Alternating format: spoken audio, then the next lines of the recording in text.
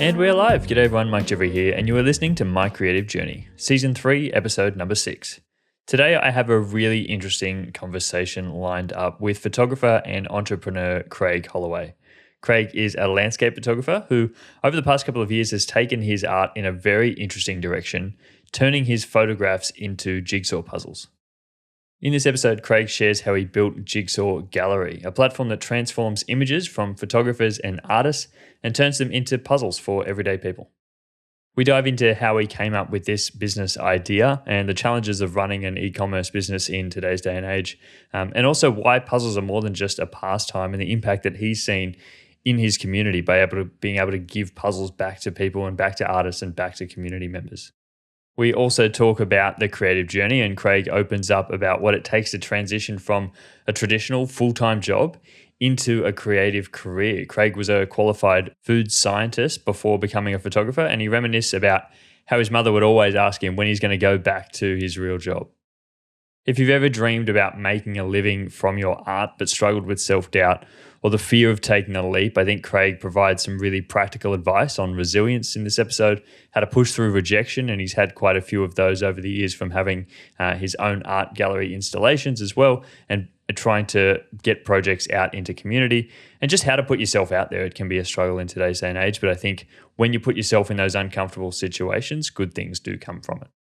And of course, we discuss the importance of experimentation in your art, whether you're a beginner or someone more experienced. I think Craig's journey is a great example of why you need to try new things. Even if they're things you've never imagined before, like creating jigsaw puzzles, they can always lead to exciting new opportunities and a business that you never even thought was possible. So guys, strap yourselves in because this is going to be a great conversation. A lot of wisdom is instilled by Craig in this episode, but before we jump in, I would love it if you could take 10 seconds to leave the show a 5-star rating.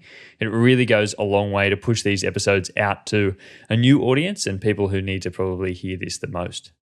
Long-form conversations are something that I am super passionate about, and I'm trying my best to bring you guys new and exciting episodes every single week. Over the past 18 months, I've been very fortunate to be able to build an audience on Instagram and TikTok creating short form content. But I think long form content is where I really get the most out of it, and you can only dig so deep on short form content.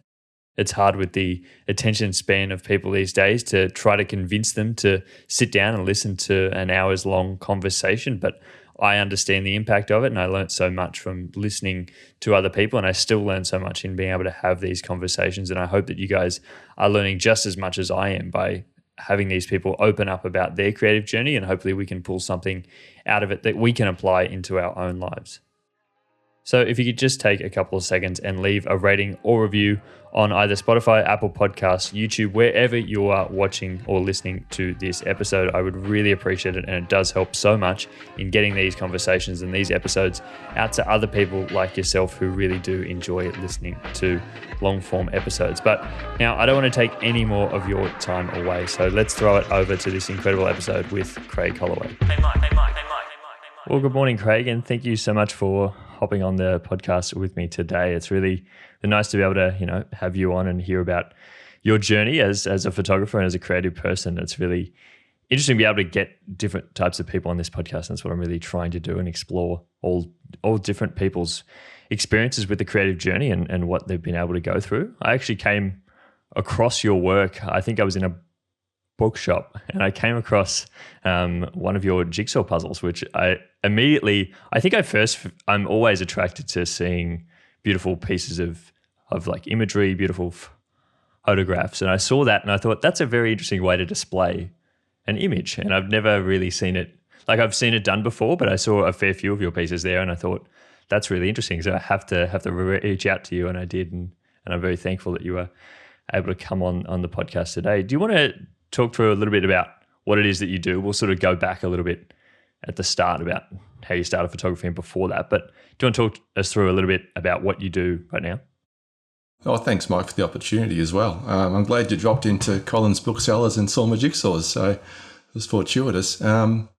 Well, now I run a website called Jigsaw Gallery, which I have a whole lot of photographers and artists on the website, and we sell jigsaws from their images. They take a commission from each sale, they really don't have to do much except supply me images, and I do all the back end stuff and have the jigsaws made and shipped.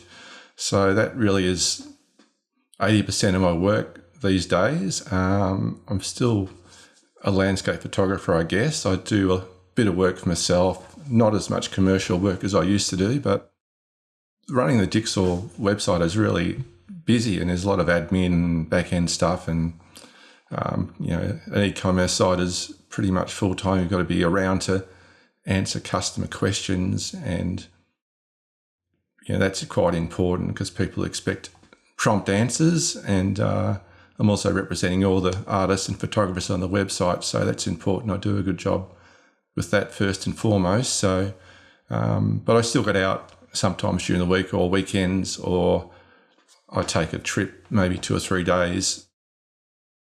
I suppose also it would be very rewarding to be able to do that for other people as well, and be able to see their work up and be able to support other artists. I'm not sure why it is you started, but I'm sure that that's a contributor towards it, of being able to help other people. Yeah, it is. It's a big part of it. I guess I started it because I thought when I travelled around Australia about 9 years ago now, I thought I could take all these photos and create jigsaws from all these photos.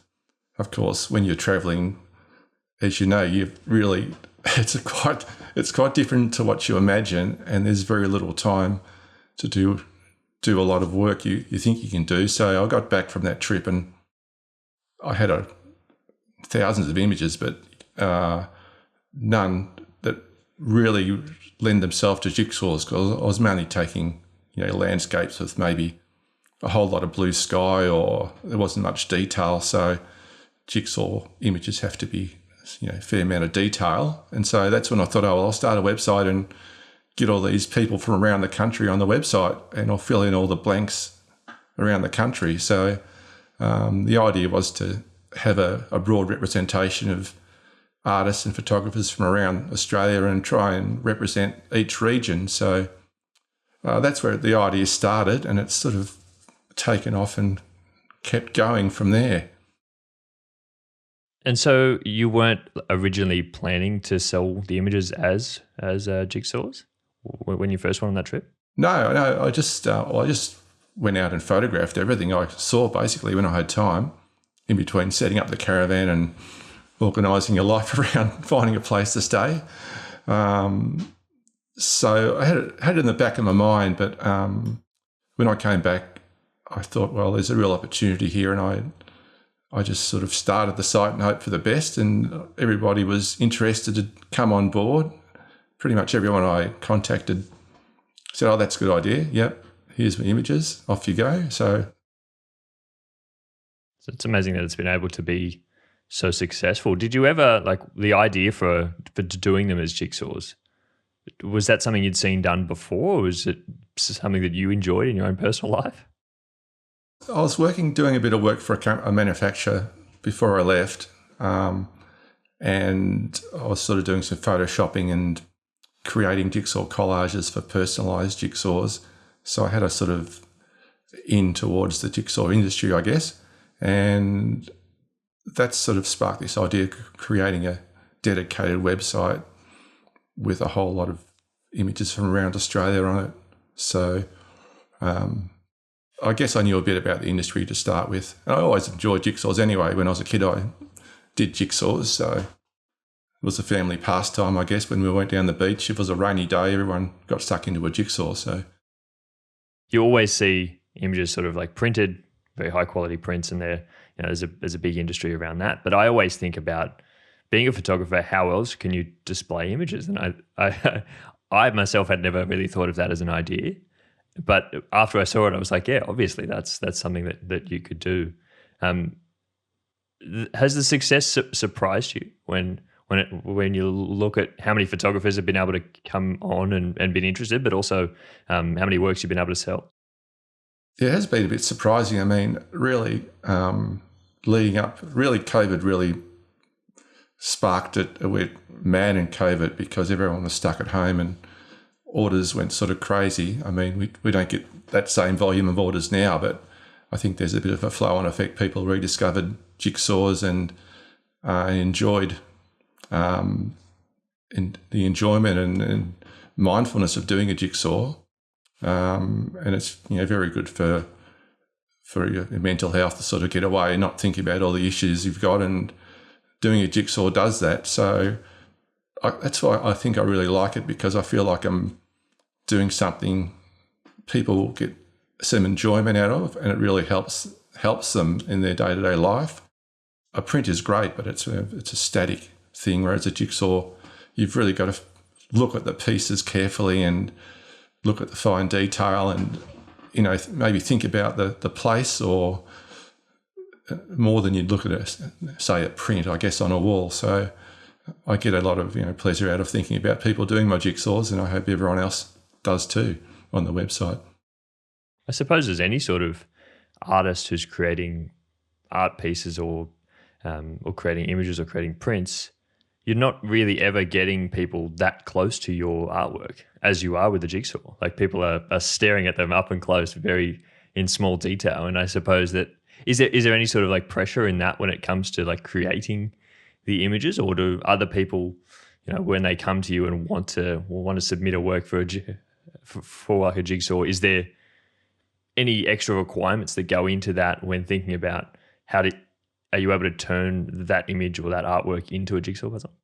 Generally give some advice if people are unsure, because I've seen a lot of sales of different images, but then again, some people like to buy images that are really difficult. They like a lot of blue sky because they're very good at doing jigsaws and they want a real challenge. So you might think you know what sells, but then you see an image sell, you think, oh, why are people buying that? But they just they like the idea of doing a hard jigsaw. So I do give advice, but generally most images, it can't be too blur. You can't have too much background blur, I guess, is one thing we try and avoid, and a bit of detail across most of the image. But I think people buy them because they feel like they're doing a jigsaw of their own place or region. People are very proud of their town or their region, and they feel a connection to the place. So doing a jigsaw instead of some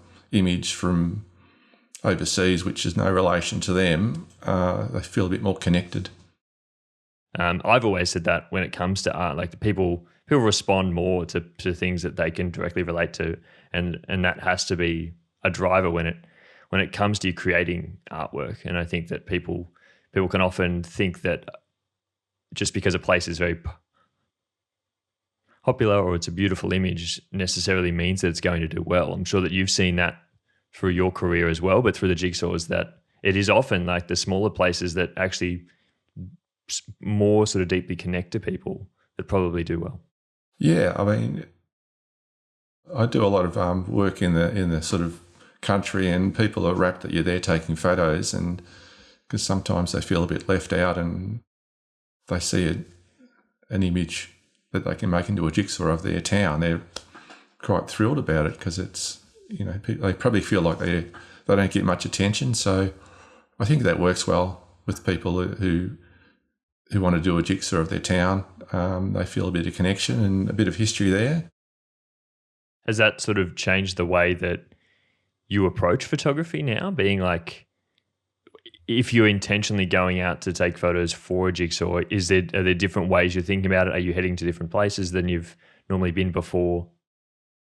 Oh yeah, definitely. If I'm going to a place, I obviously look at a nice landscape, or I try and find some people who are from the town and try and get a photo of them to put in a jigsaw. But I'm also looking at old signage, old buildings, anything which identifies that town. So it has changed in that way, whereas before that I'd normally go out and look for an interesting scene and that would be it. So I'm looking more closely at the town and environs and what makes that town unique and what people love about it, I guess, and take a photo of that and put it into a jigsaw. So is there anything that goes into that process? Because I know a lot of people, there'd be a lot of like photographers out there, a lot of artists trying to create things and not knowing how to connect them to clients or their customers. Is there a way that you go to a small town if you've never been to it before? How do you identify what does well? Are you speaking with people around? Are you asking other photographers that have been there before? I generally do a bit of a Google search, of course, and go to the information page, web page, and then I go to the town. I'll probably go to the historical society, because most small towns have got an historical society, and there's people there who are volunteers, and they're happy to talk about their town and give you some guidance. So you make a connection that way, and they give you a phone number of someone to go and see. Then you go and see them, and it sort of flows on. In the end, you've got half a dozen people who they're suddenly your new best friends, and they're happy to chat about their town and the history of the place, and you should go here or there. Or so it only takes a couple of hours to find out a whole lot about a town, really, and find some context. It's a lot easier probably in the country, because people are usually got more time and they're not rushing around like in the city. So that helps as well. It's a nice way to connect with the place and find out about it, is talk to the people. It's a documentary as well, because things do change. I did a project for the Hindmarsh Shire Libraries, which I photographed. Hindmarsh Shire is kind of west of Ballarat, and it's reasonably isolated, but beautiful little towns. And I went to Dimboola, Nil, Chaparrat and Rainbow, with 4 towns with libraries, and photographed the region and supplied the libraries with jigsaws of their town and the region. So there were collages, single image jigsaws. And the idea behind that was to get people to come to the library and do a jigsaw together, because social isolation is quite a big thing in the country. So the project was funded. I got funding to do that project. I'm hoping to get some more funding to sort of roll that idea out to other regional libraries and around Victoria and even around the country. So that's sort of a goal of mine to do that. So that's amazing. Where did that idea sort of come about to introduce that? Was that you were sort of approaching then? Yeah, it was my idea. It was Mike, you have lots of ideas in our life and you can't really get them all across the line. But this one, it seemed to make sense. I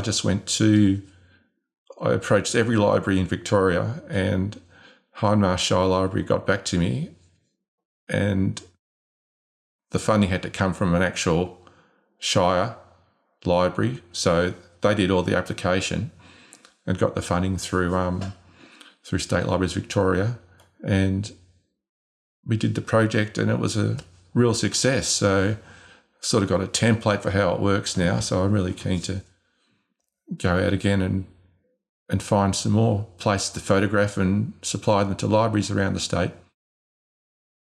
Wow. And hearing that, the thing that stood out to me was that you approached every library in Victoria. I think how many would there be? A fair few. I don't know. It's probably 50 or 60 emails, I think, sent out, and did some follow-up phone calls. That's such an interesting story, because I know a lot of people that will just send maybe one email, maybe 2 emails to people, and if they don't hear back, they often get disheartened. Are you able to walk us through a little bit of that process? Because I think that's helpful for a lot of people when it is that you're going with an idea, and as you said, we often have a heap of ideas as creative people. How do you then execute it and also not get disheartened through that process when people maybe aren't at the right stage to accept a project like that? Yeah, well, it's easy to get down on yourself and think, oh, well, this is a dumb idea, and what am I thinking? What a waste of time. But I think you've just got to somehow be a bit resilient and say, okay, this idea didn't work for these people at this time, but I still think it's a good idea. So we just move on to the next thing and maybe come back and revisit it later on the next year, because we do a lot of negative talk to ourselves. I don't think most people, you've spoken about that as well. So I think it's pretty common to be self-critical. I think it's important to just take a step back and say, okay, this is a good idea and it can work, but it's not right for people at this time, and we can come back to it and just move on to the next thing and not get too down about it, because you never know what's around the corner. You really, in my career, I've times I think, oh, where am I going to make my next dollar? It's looking bad, and then something pops up from something I proposed 6 months ago, and it's comes to fruition. So I think you've just got to keep at it, and keep putting yourself out there. Even though it's not the most enjoyable thing for me to put myself out there. So it's kind of forcing yourself to do it. Because what's the alternative? You sit in your office and twiddle your thumbs and complain, just got to keep at it. And you're no stranger to art projects yourself, having been like a landscape photographer for a while. You've done a few exhibitions over the years. Explain that process for us, because I think I'd love to go back and talk about how you started photography, but also is that exhibition process, entering into those and sort of getting approved for those, has that helped you, I suppose, moving into where you are now? An exhibition is a big undertaking. I've exhibited at the Ballarat International Photo Biennale 4 times, and also at a local gallery up the road, and a few other places. I did an exhibition at Dimboola Library from a Jigsaw project. So I think it can be a good way of connecting with people and putting yourself out there. But it's quite a big undertaking, because it's not just a matter of doing a few prints. You've got to do get the framing, which can be expensive, and the marketing. So I advise to do it, but I wouldn't say do it to make money. It's not oh, I'm going to sell all my prints, I'm going to make a profit here. I wouldn't say it's a profitable way of going about promoting yourself, but if there's a big, like the Ballarat International Photo Biennale, it's a good vehicle for getting a lot of photographers together. I don't know if you know much about that, but they have the whole centre of Ballarat is dedicated to photography, and cafes and galleries are all having different exhibitions. So you get a whole influx of people coming up from Melbourne and the regions to come look at the Biennale. So in that respect, it's good to be part of a bigger organisation and a big focus on photography. And I've done a few independent exhibitions, so I wouldn't do it every year. I do it once every couple of years is enough, I think. You've got to have the work as well. It might take a year and a half to get a body of work you want to print and photograph as well.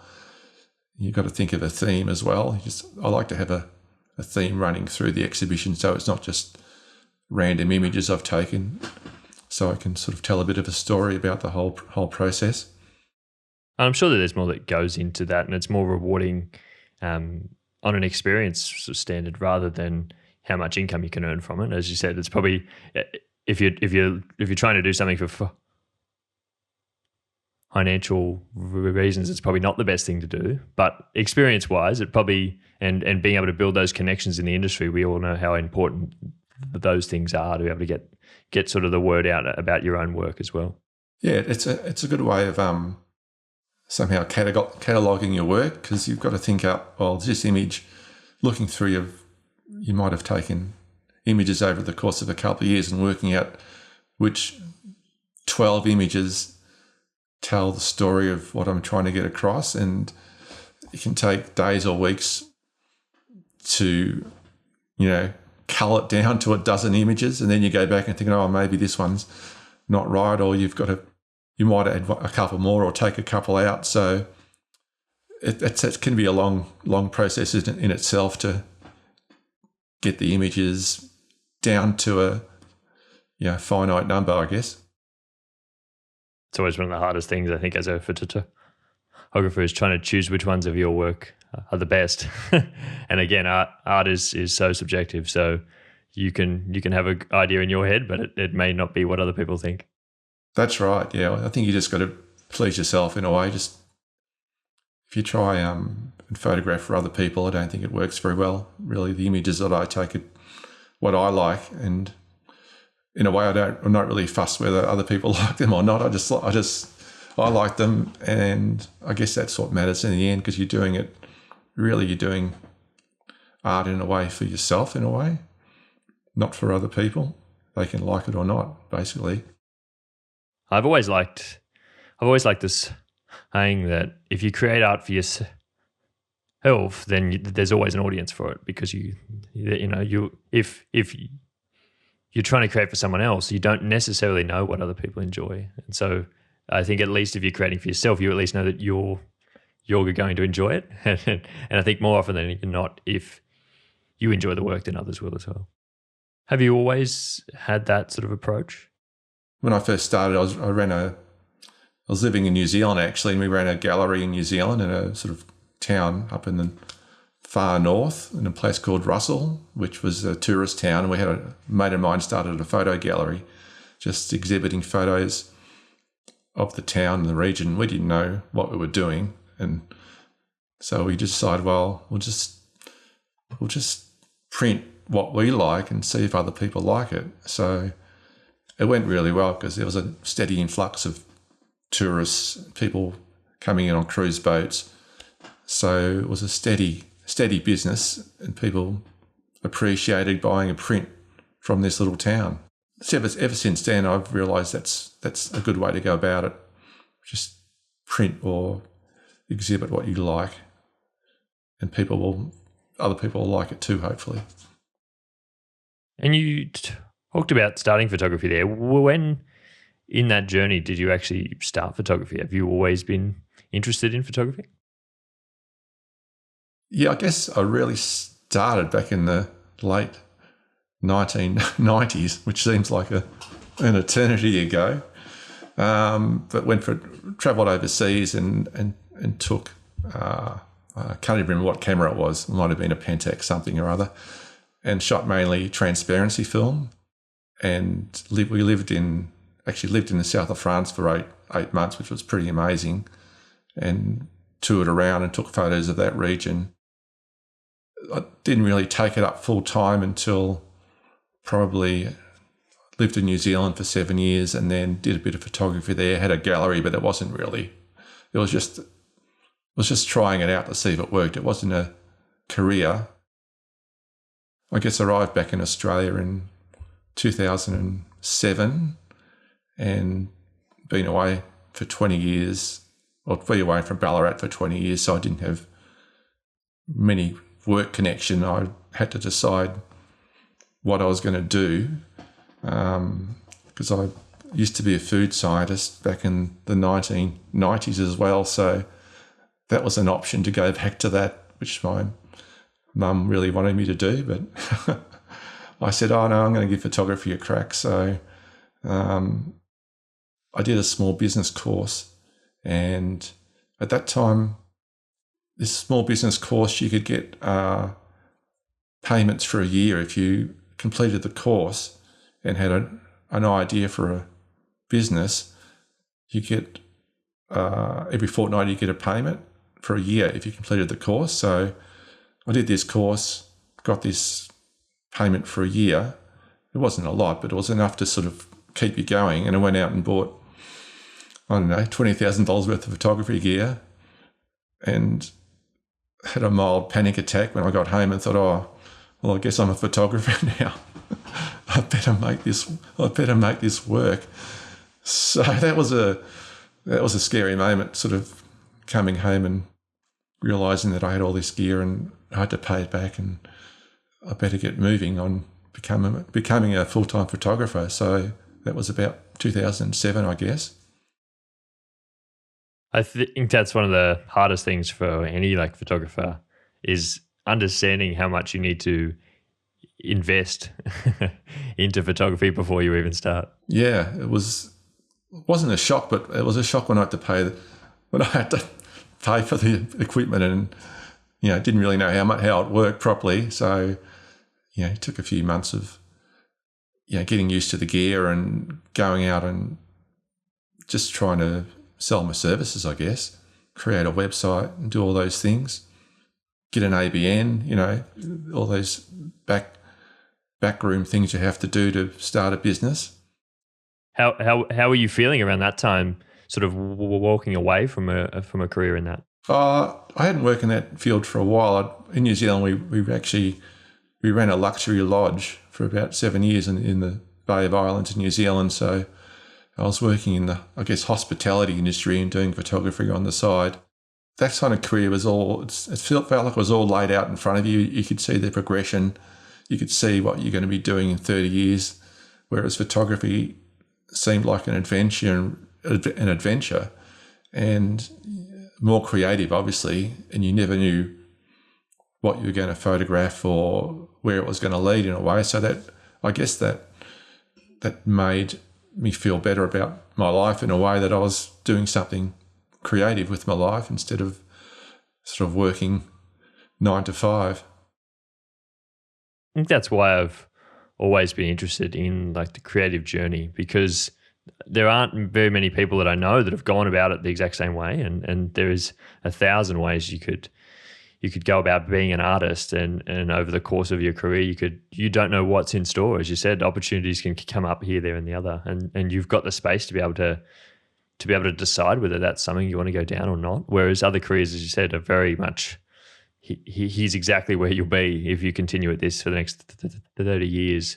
And I don't find that inspiring, and I don't know if other people, I'm sure that there are other people hearing this conversation that aren't inspired by that either. So I think like outsiders, it's very scary to not know what's in store for the next 12 months, 18 months. But I think for us, it's sort of invigorating in a way to know that we could head in any direction we would like to. Yeah, well, opportunities come up. You don't know what's going to happen. You put your work out there, and what I'm doing now, I never would have thought I would be doing, because I never imagined it. So, but here we are, creating jigsaws and still taking photos. So, it's a good way to be, I think. Even though there's some challenges, of course, with there's not much. It's really on yourself to get up and do it. You can't say, I'm going to take 4 weeks off here and sit around and enjoy my success. You've really got to keep at it, because there's no one else who's going to do it but you. So I guess that's the challenge, is keeping that motivation and keeping at it, I guess. Is there anything that you've sort of found that's been helpful for you to sort of keep that motivation? If you do go through periods where everything is sort of feeling like you've been sort of working on the same thing for a while, how do you keep motivated to keep turning up every day? Well, I guess I go out and take photos.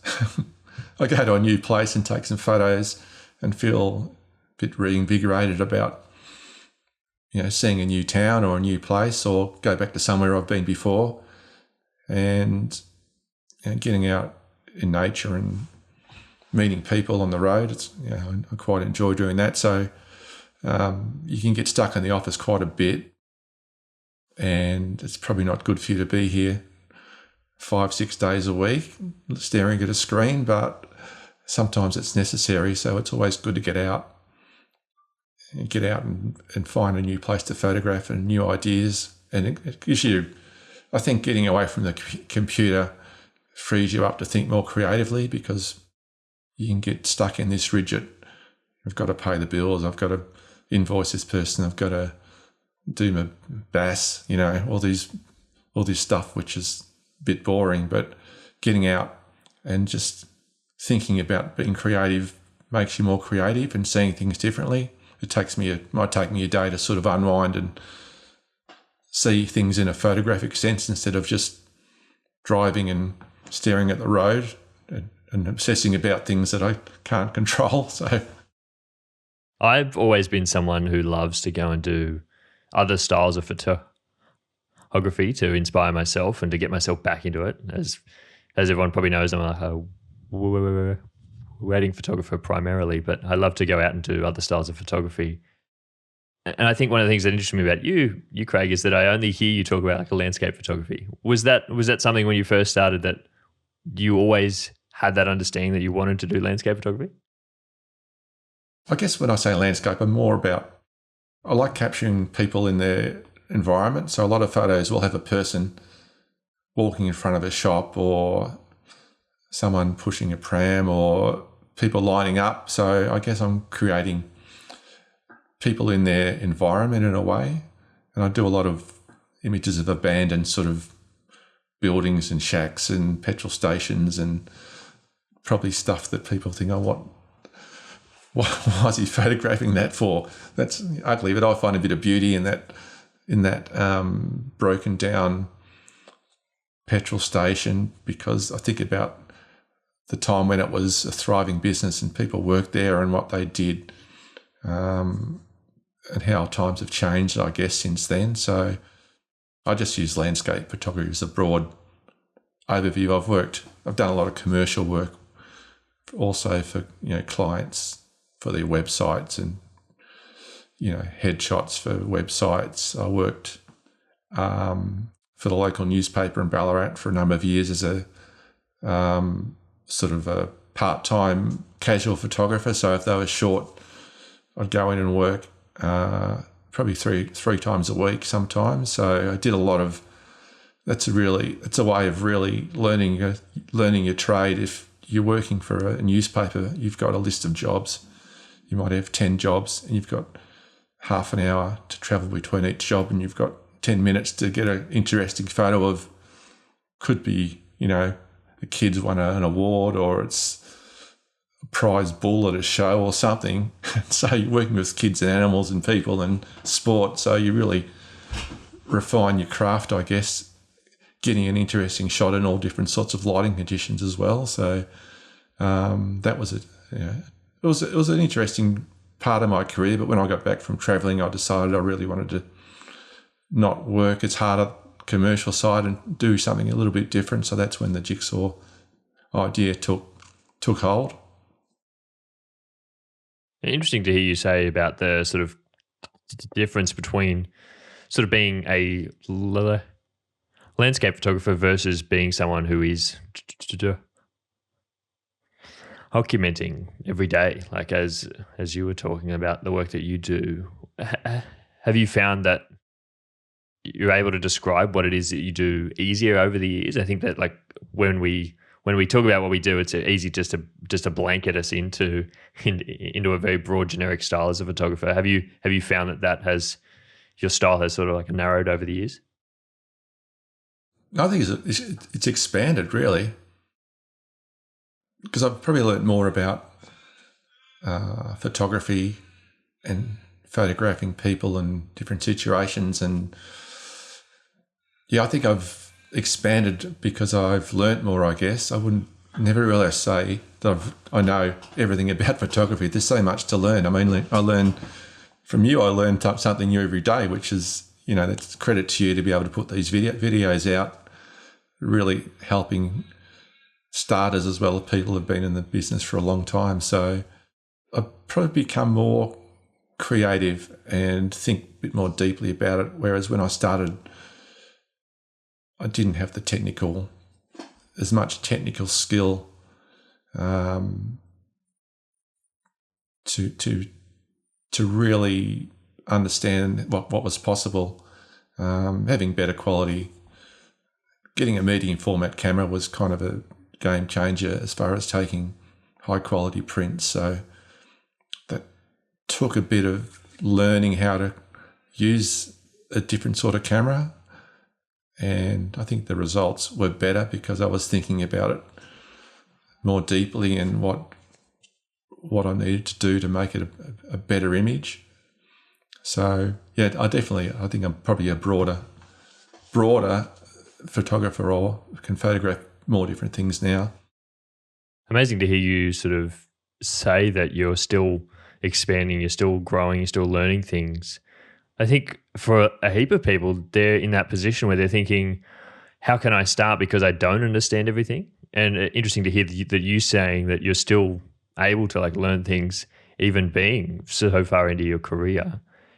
How were you able to sort of push past that when you were first starting, about realizing that you didn't understand everything?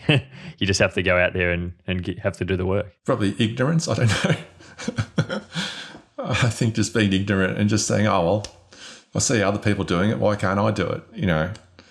Of course, I knew the basics, but really it was just a lot of, I guess, bluff in a way, and just going out and doing it, because I did some photography courses, but I didn't really, hadn't really owned a digital camera before. So that was all new. So I think a lot of people just learn through going out and taking photos and working out how everything works on your camera. And once you can in control of the basics of your camera and manual focus and, getting the depth of field and whatever else in the lenses, it's just practice and spend a whole week going out and trying different things and coming back and looking at it, well, what works, what didn't work.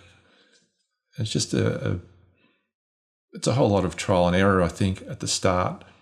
And then hopefully you can make some money and you get a bit of a reputation for doing a good job. So, yeah, I think I just bluffed my way through at the start just because I brought the gear, so I've got to go out and do it, Yeah,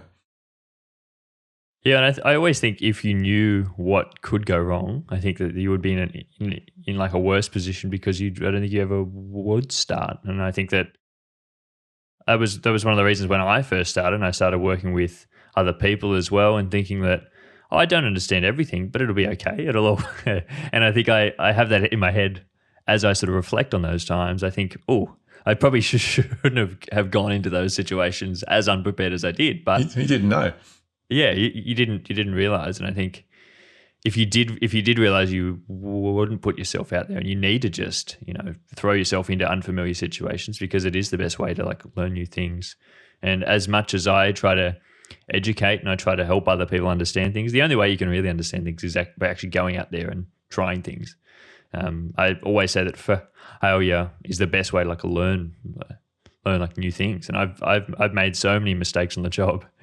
But I know that through those, I've learned how to do things so that I won't ever make those mistakes again. And I'm sure that you've had a lot of sort of times for yourself where you've gone out there and done things and thought maybe that's not the best way to do them. Maybe I'll come back and try something different the next time. Yeah, definitely. Yeah, you're always learning. I mean, being a wedding photographer like yourself, that must be very challenging. I've never done it. I can't see myself ever doing it because it's probably too stressful. I'd find it a bit stressful. So I think, kudos to you and everyone else who takes wedding photos. I think it's a difficult job because you're there on the day and that's it. There's no going back and taking another photograph. So it's quite impressive. I always say that I'm quite blessed to be in the sort of time I am now. I can't imagine being on film and having to do like weddings. I don't know how anyone would have handled the stress back then. I always think now I've got everything backed up. I've got as much as I possibly can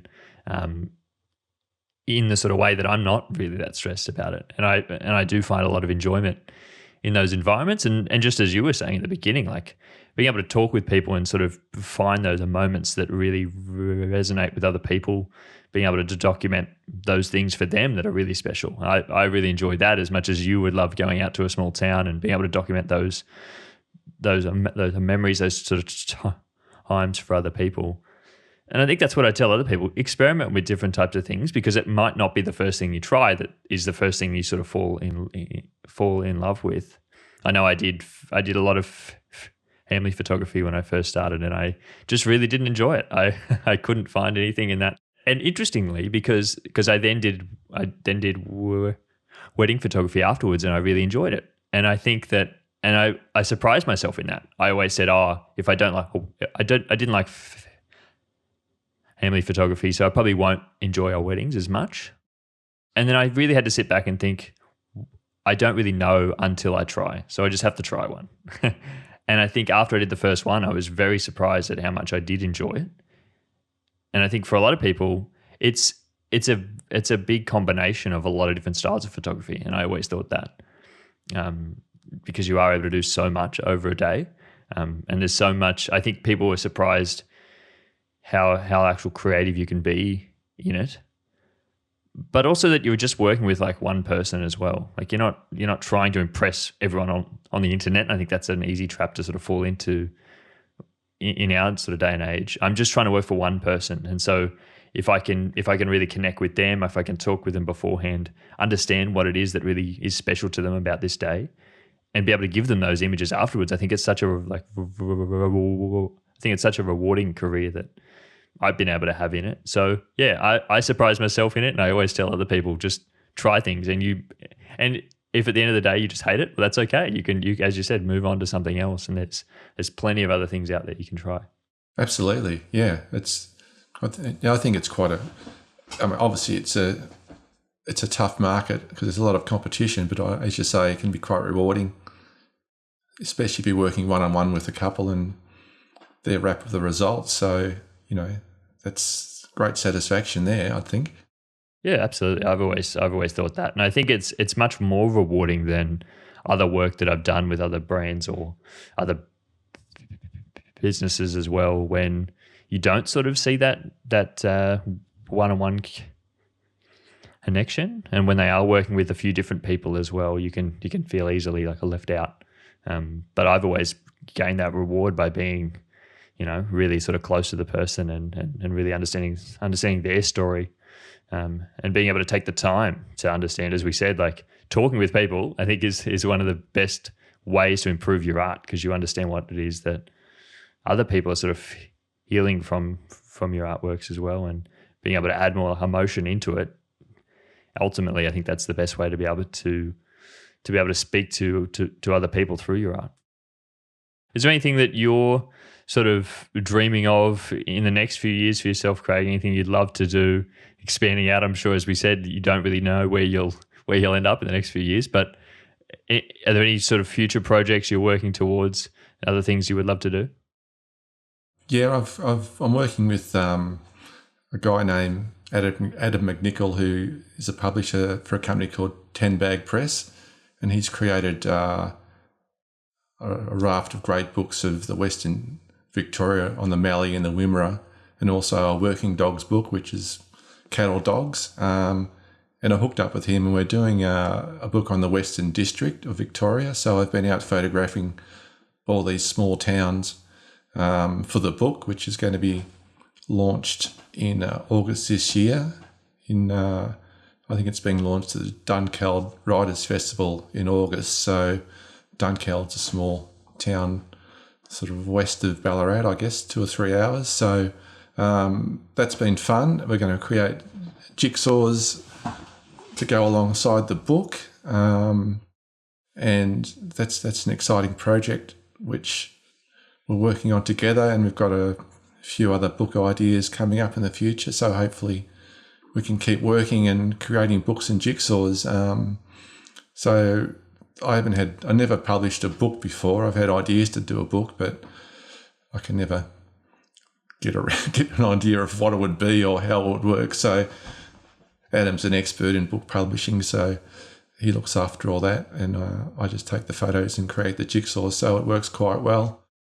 I'm also looking at my Jigsaw Gallery website, how I can expand that. At the moment, we've got like 60 contributors on the website, but I haven't covered all the regions of Australia yet. I'd like to get some of those medium-sized rural towns or small cities covered, which I haven't had time to go back and sort of contact people. And I need to probably revamp the website because it's getting a bit unwieldy with a whole lot of contributors and so many images. So I need to work out how I can make it a bit easier to navigate. So that's a project which is going to take probably the rest of the year, as well as I want to try and get some jigsaws into more shops as well. So I haven't really done a lot of that, even though we have a number of stockists.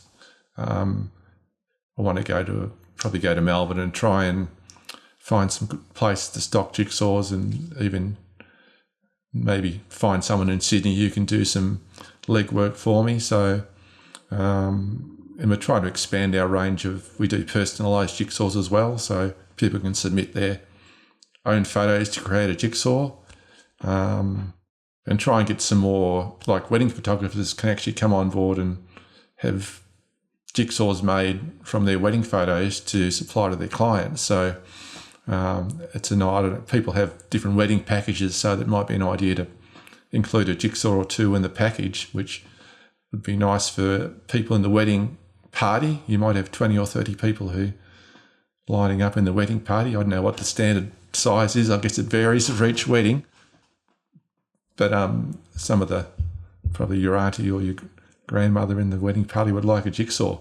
So that's a couple of projects, and just expand my my own personal website as well, and try and upload some more images I've taken for sale for print. So, that's going to be a busy year ahead. It's probably 2 years' work, but that's what I'm looking forward to this year. Where can people go to sort of find more of your work, to have a look at your jigsaws as well and upcoming projects? The jigsaws, if you go to jigsawgallery.com.au, that's the main website for jigsaws. And my photography website is craighollowayphotographer.com. So that's where you'll find me, and Instagram is at Craig Holloway. Beautiful. I will leave all those links in the description of this podcast, guys. So if you want to go down there and check those out, you want to order any sort of prints, are you open? How does the process work, Craig, for other artists, photographers to get involved with creating the jigsaws? Are you sort of asking them? Are you open to people coming to submit to you?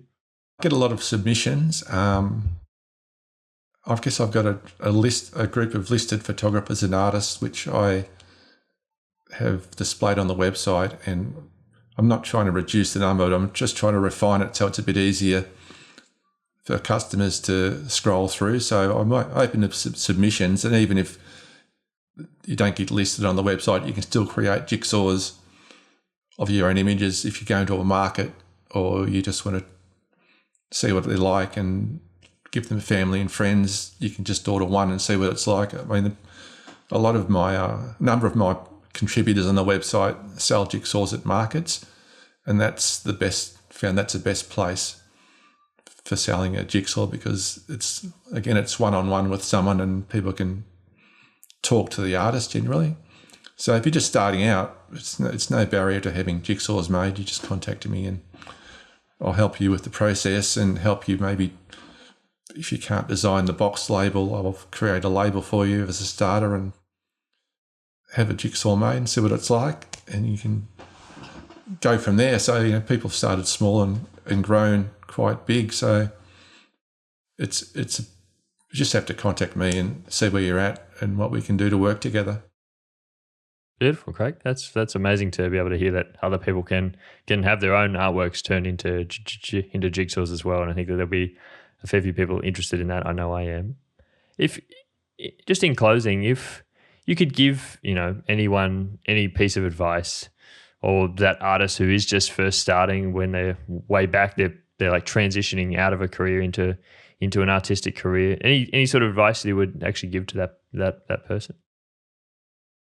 I guess for me, I just sort of dived into it because I couldn't see myself working another job and creating another career on the side. I just found it'd be too much, too little time.